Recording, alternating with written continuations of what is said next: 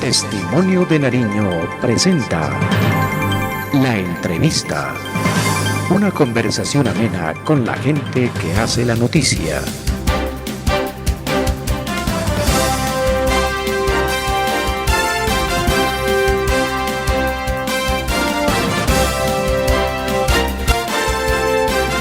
La Entrevista con Uriel René Guevara Revelo.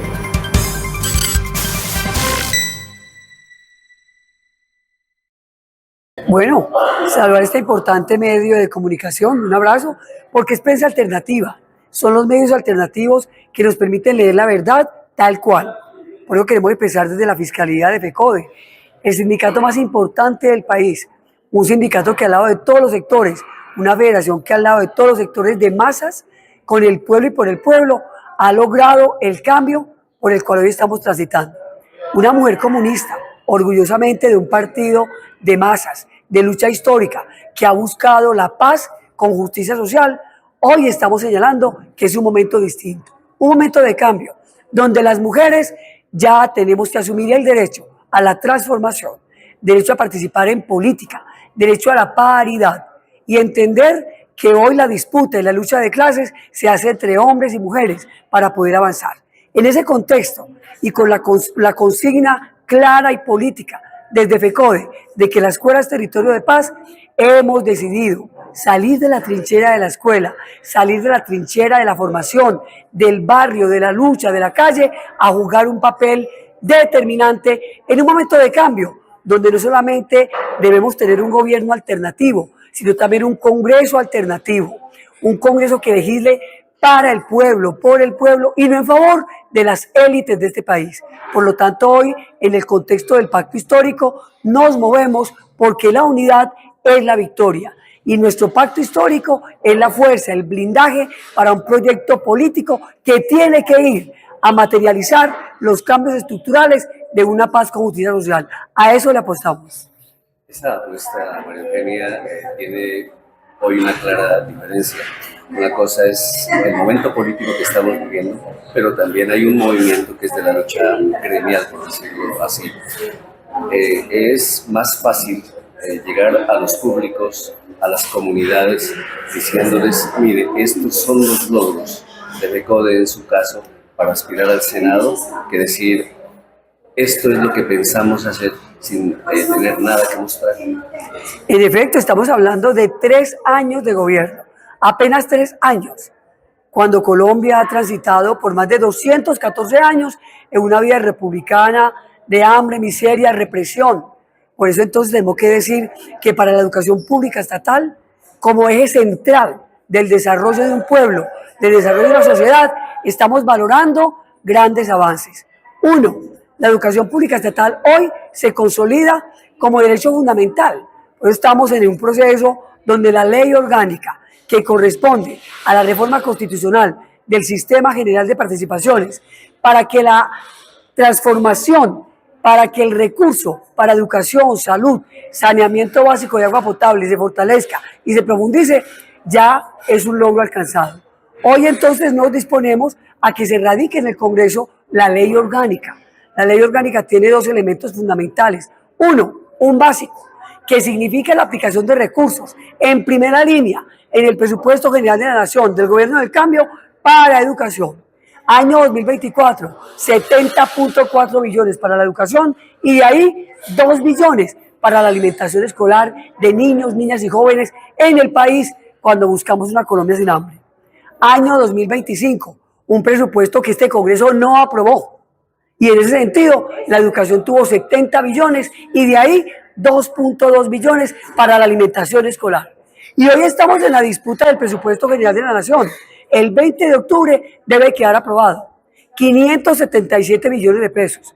Baja la deuda pública, pero también no será el primer rubro, el rubro para la guerra. La educación sigue teniendo el primero de ellos con 88.2 billones de pesos. 1.2 billones para gratuidad y calidad en todas las instituciones educativas del país. 12.1 billones para la educación superior. El 97% de estudiantes ya en pregrado en la universidad pública tienen matrícula cero.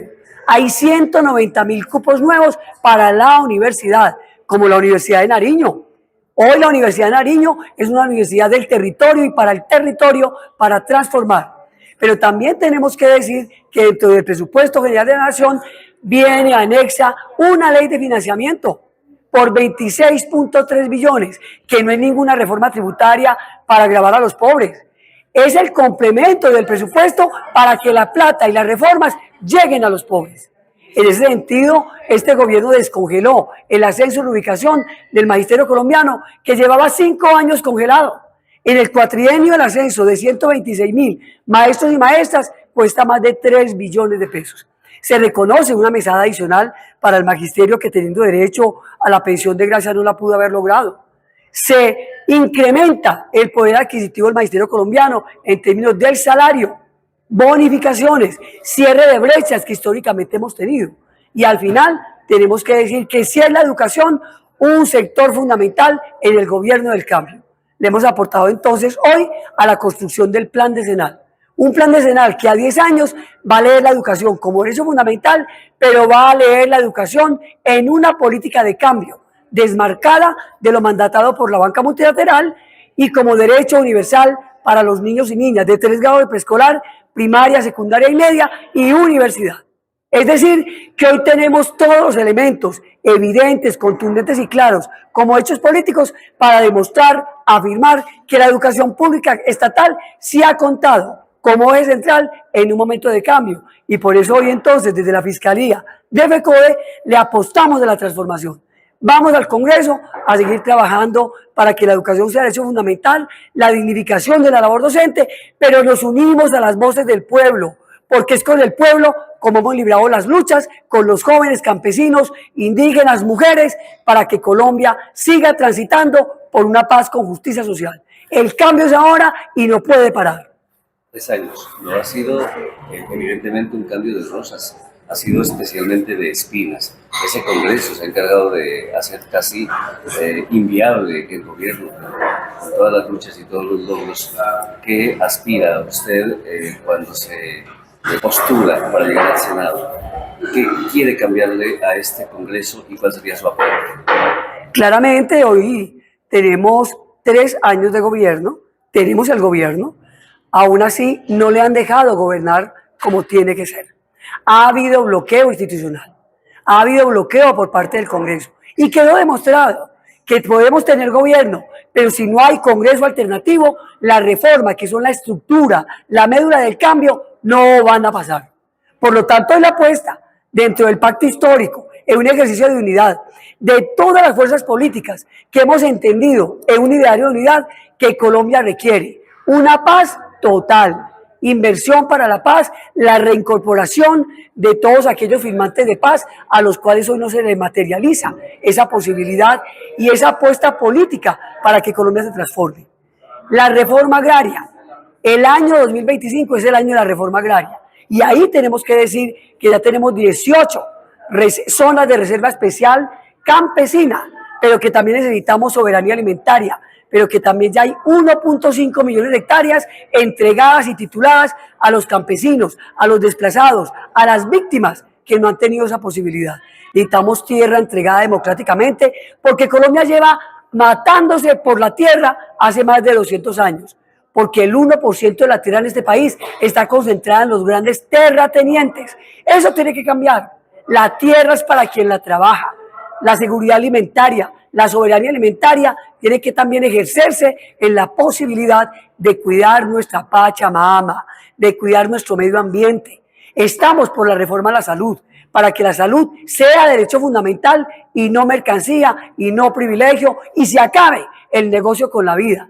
Y estamos por la ley orgánica que permita salud, educación y agua potable como en Ipiales, que hay profundos problemas del agua para el consumo humano en pleno siglo XX. Carajo, son reformas que nos unen por el pueblo, por el campo y por la vida y la educación pública como derecho fundamental. Por eso vamos al Congreso, en unidad con todas esas voces que hemos entendido que el cambio es por un proyecto político, por una propuesta de país con paz y justicia social. A eso la apostamos. No podemos la une a ella y por qué esa unidad con Lorena Ramírez. Lorena Ramírez Ríos no viene de las élites. Lorena Ramírez Ríos y María Eugenia Londoño venimos del pueblo.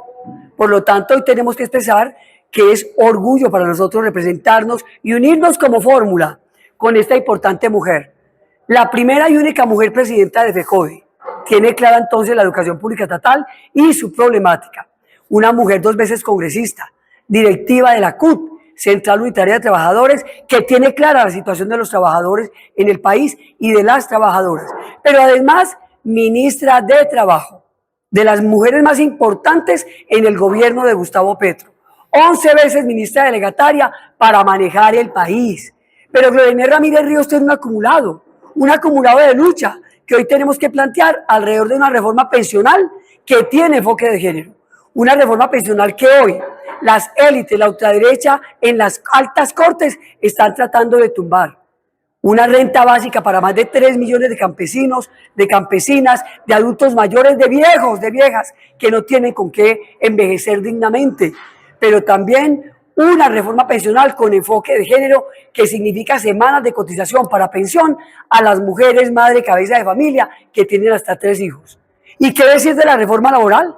Una reforma laboral que dignifica el trabajo, una reforma laboral que cierra brechas de desigualdad, una reforma laboral que también abrigó a los aprendices del SENA, que está buscando contratos a término indefinido, que no haya más contratos al destajo, que hayan más sindicatos, que haya más sindicalización y que el motor de la economía, que es el trabajo, se pueda mover. Con ese acumulado, Lorena Ramírez Ríos tiene claro cómo manejar el país y que venga una presidenta mujer. Colombia la necesita. Llegó el momento de las mujeres. Llegó el momento de una lucha igual con hombres y mujeres, una lucha de clases para transformar. O sea, pues, que los precandidatos y precandidatas a la presidencia, 10 del pacto histórico, son un ramillete importante. Cada uno tiene un acumulado. Y hemos dicho, hacemos esta campaña para la consulta popular el 26 de octubre en unidad. En unidad ganamos, en unidad avanzamos y nos reconocemos, porque al final el ideario del pacto plantea que vamos a defender el proyecto político, lo vamos a profundizar y vamos a profundizar las reformas estructurales para que la paz con justicia social se materialice. Esa es nuestra apuesta. ¿El Consejo Nacional Electoral va a poder contestar?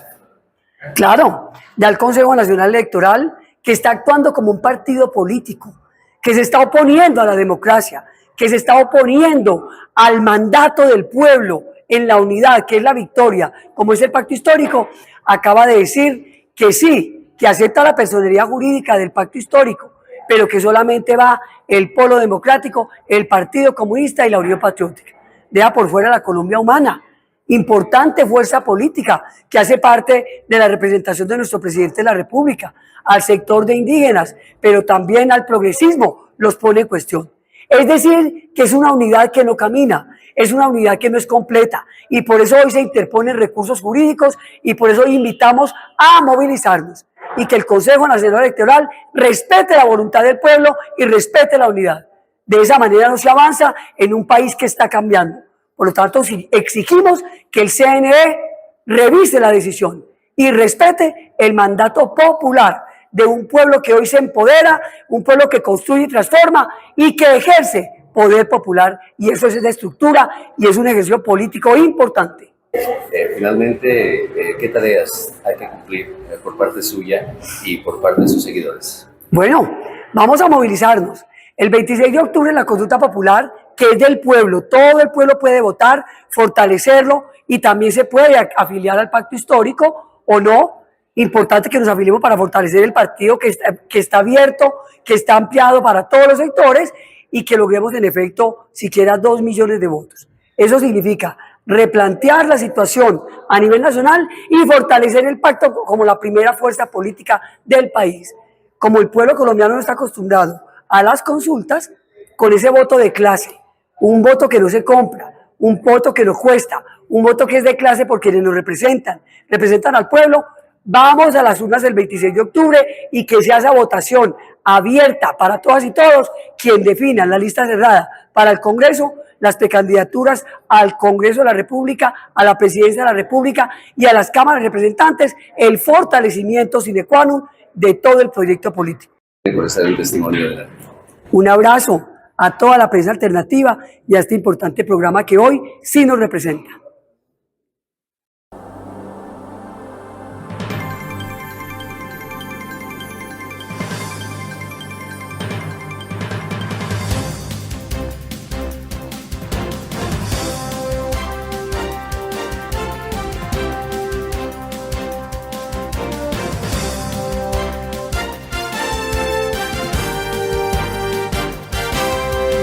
Testimonio de Nariño.